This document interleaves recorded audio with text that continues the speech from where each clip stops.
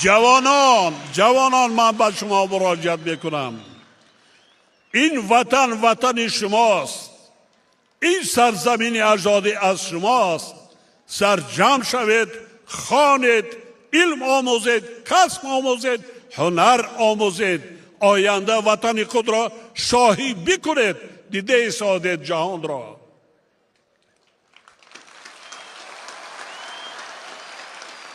کلی مردم تاجیکستان، پدر و مادران، بار دیگر دعوت میکنم که با علم آموختن، کسب و هنر آموختن فرزندان صدچند کمک کنید.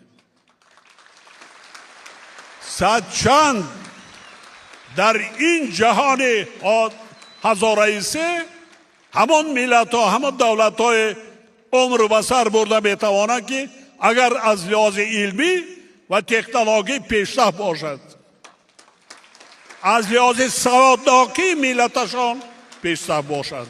ملت چقدر باسواد باشد، صاحب کسب و صاحب هنر باشد، محتاج به یگان دولت نمی شود، محتاج به یگان کس نمی شود.